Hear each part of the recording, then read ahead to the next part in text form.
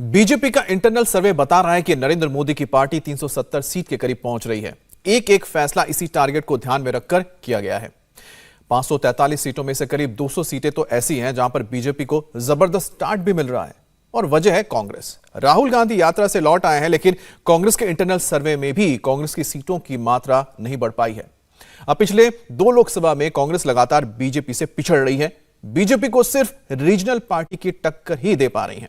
अब इस बार भी सारे सर्वे यही बताते हैं कि आमने सामने की टक्कर वाली 200 सीटों में से 190 सीटें जीत सकती है बीजेपी। मतलब जहां बीजेपी से टक्कर है वहां कांग्रेस लड़ती नहीं, बिल्कुल भी सपाट नीचे गिरती हुई नजर आ रही है। आगे का हाल इस रिपोर्ट से समझिए। 400 का सिंपल कैलकुलेशन है। बस ये कैलकुलेशन राहुल गांधी को समझ में नहीं आ रहा। आप कहेंगे कैसे? तो देख लीजिए ऐसे। 100 seat plus 200 seat plus 243 seat equals to 543 seat. 24 के लिए ये 3 सेट ऑफ नंबर्स रट लीजिए। 32 दिन के बाद 24 का पहला वोट पड़ेगा। मोदी से लेकर राहुल तक और इंडी गुट के क्षेत्रीय दलों तक सबका फोकस इन 3 अलग अलग नंबर्स पर ही रहेगा। 543 में से 200 सीटों पर मोदी वर्सेस राहुल की डायरेक्ट फाइट होगी। इन 200 सीटों पर मोदी का स्ट्राइक रेट क्या होगा, राहुल का स्ट्राइक रेट क्या होगा? 543 में से 243 सीटों पर मोदी की टक्कर रीजनल पार्टी से होगी। इन 243 सीटों पर मोदी का ग्राफ ऊपर उठेगा या क्षेत्रीय दलों को फायदा होगा। 543 में से वो 100 सीटें जहां मोदी सीट और वोट शेयर दोनों पैमानों पर सिंगल डिजिट में है। अब की बात उन 100 सीटों पर क्या होगा? क्या इन सीटों पर मोदी का मैजिक चलेगा? ये 24 का एक ऐसा इलेक्टोरल मैथ है जिसमें मोदी को 370, एनडीए को 400 पार ले जाने वाला अचूक पथ है। क्या ये डेटा देखकर मोदी विरोधियों की नींद उड़ गई है? नींद उड़ा दी है, नींद उड़ा दी है। 19 अप्रैल को एक एक वोट बीजेपी को जाएगा, एनडीए को जाएगा। राहुल की न्याय यात्रा के बाद मोदी की साउथ यात्रा के बाद का पहला ओपिनियन पोल आ गया है। मोदी और राहुल में से किसकी वोट की मात्रा बढ़ रही है? क्या सीटों के ग्राफ में राहुल घट रहे हैं? नरेंद्र मोदी ने अभी से लीड ले ली है। क्या मोदी तीसरी जीत, राहुल तीसरी हार की ओर तेजी से बढ़ रहे हैं? क्या मोदी ने चुनाव से पहले ही 262 सीटों पर जीत कंफर्म कर ली है? क्या 400 के लिए मोदी को सिर्फ 138 सीटों पर मेहनत करनी है? अगर हां, तो वो 138 सीटें कौन सी हैं? क्या मोदी की तुलना में राहुल बहुत पीछे अटक गए हैं, चुनावी रास्ते से ही भटक गए हैं? अगर हां, तो राहुल की तीसरी हार की असली वजह क्या होगी? आज हम इन सारे सवालों के जवाब आपको देंगे। मगर 24 के सबसे बड़े चुनावी डेटा को डिकोड करने से पहले कुछ तस्वीरें देखिए, कुछ रिएक्शंस नोट कीजिए। ये मोदी की साउथ यात्रा वाली तस्वीरें हैं।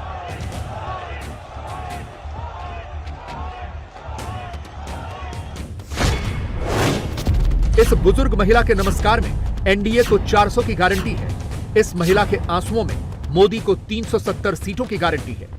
इस महिला के थम्स अप में मोदी की हैट्रिक की गारंटी है। इन युवा चेहरों पर मोदी को 400 सीटों की शक्ति है। इस वृद्ध महिला के आशीर्वाद में मोदी को 400 सीट दिलाने की गारंटी। आप तस्वीरें देखकर अंदाजा लगा सकते हैं, 24 में 400 का मतलब ही एक तरफा चुनाव है।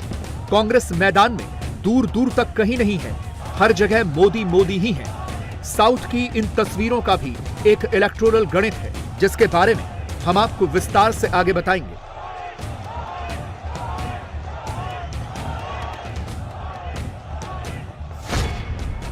मगर सबसे पहले उन 200 सीटों की बात करते हैं जहां सीधी टक्कर मोदी और राहुल के बीच है। मगर इन सीटों पर विनिंग फैक्टर नरेंद्र मोदी है, ना कि राहुल। –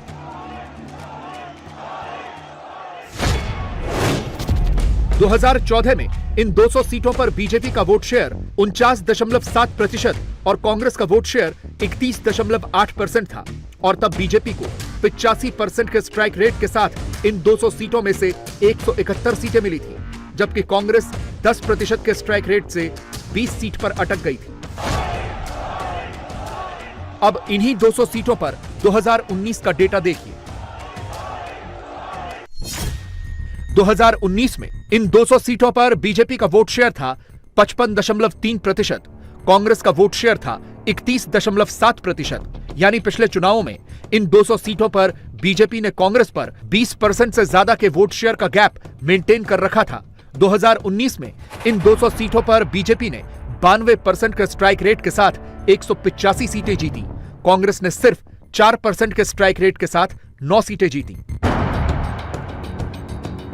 राहुल गांधी 2 बार भारत जोड़ो यात्रा निकाल चुके हैं। बावजूद इसके 24 के लिए इन 200 सीटों पर कांग्रेस के लिए नील बटा सन्नाटा ही है। जबकि मोदी इस बार इन सभी 200 सीटों पर अभी से 24 के चुनावी फर्राटा रेस में बहुत आगे निकल चुके हैं।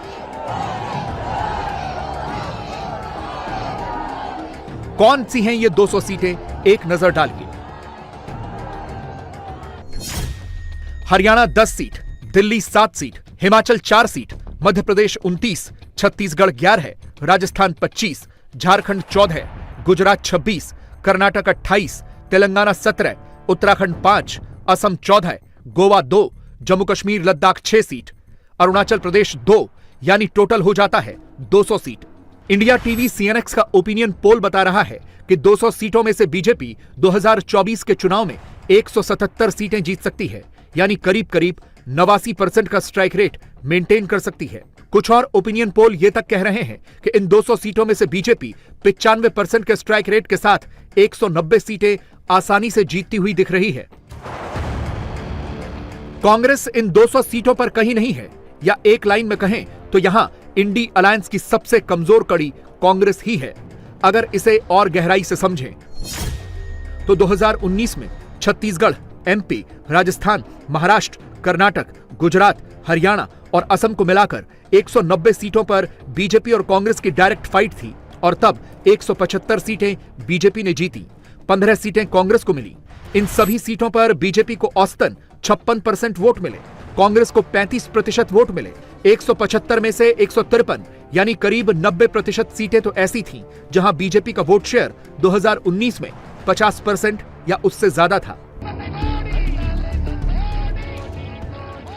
यानी मोदी की पार्टी और एनडीए अलायंस 200 सीटों पर मैक्सिमम सीटें जीतने की दिशा में आगे बढ़ चुका है,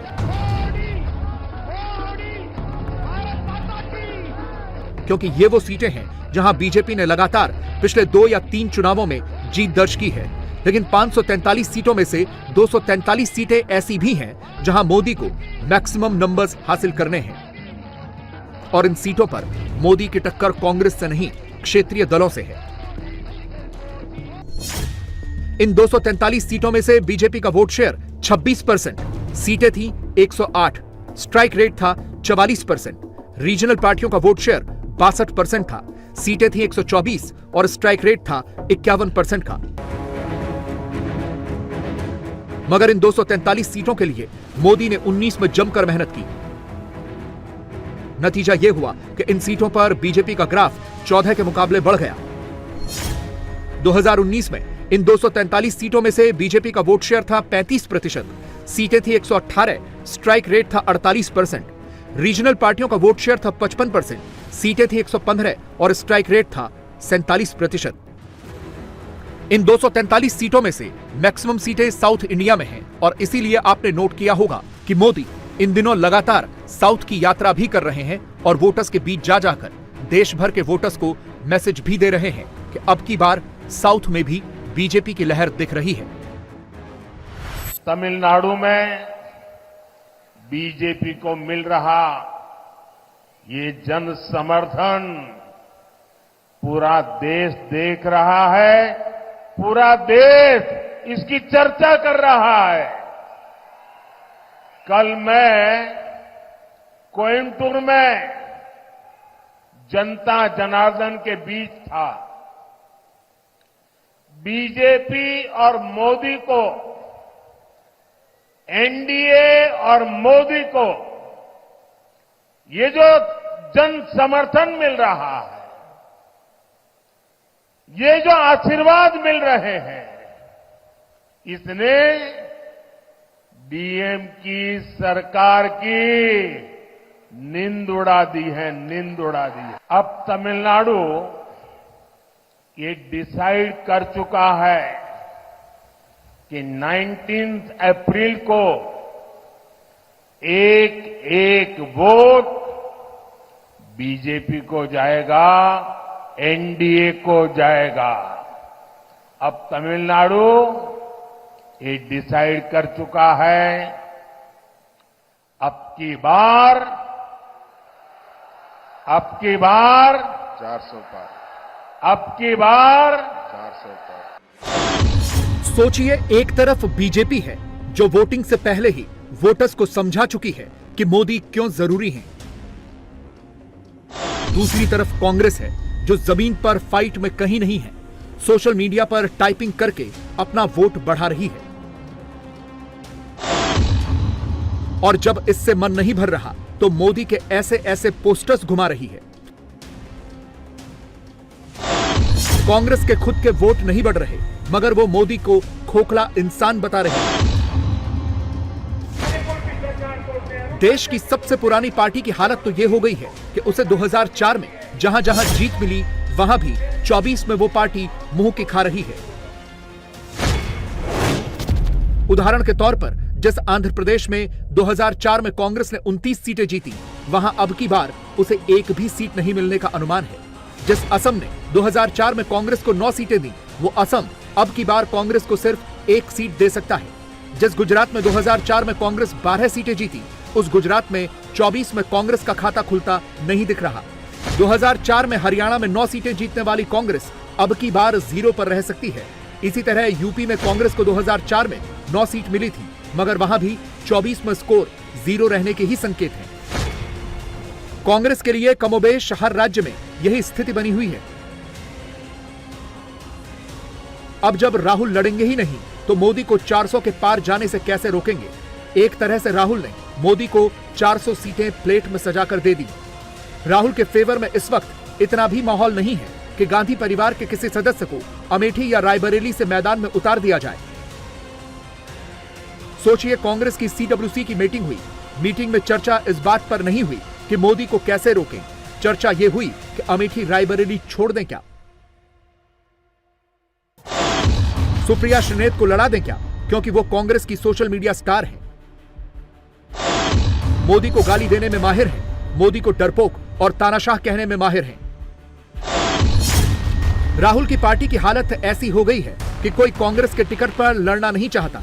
गुजरात से लेकर कई राज्यों में उसके कैंडिडेट टिकट लौटा रहे हैं। अब वो बात दूसरी है कि सब कैमरे पर आकर, सोशल मीडिया पर जा जाकर या तो मोदी विरोधी पर्चा घुमा रहे हैं या फिर खुद को फाइटर बता रहे हैं।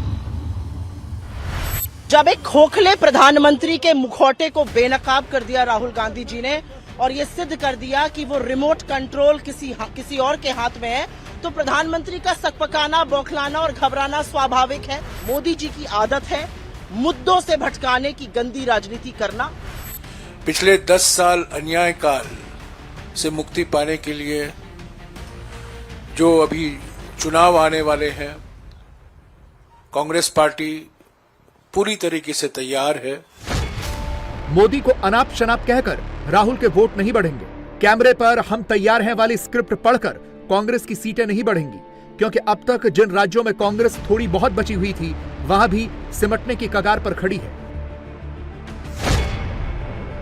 उदाहरण के तौर पर 2019 में केरल में 15 सीटें जीतने वाली कांग्रेस इस बार 7 सीटों के साथ सिंगल डिजिट में सिमट सकती है, क्योंकि वहां भी मोदी पहुंच गए हैं। इसी तरह तमिलनाडु में 2019 में 8 सीटें जीतने वाली कांग्रेस 24 में 2 सीटें घटकर 6 पर आ सकती है, क्योंकि वहां भी मोदी की एंट्री हो चुकी है।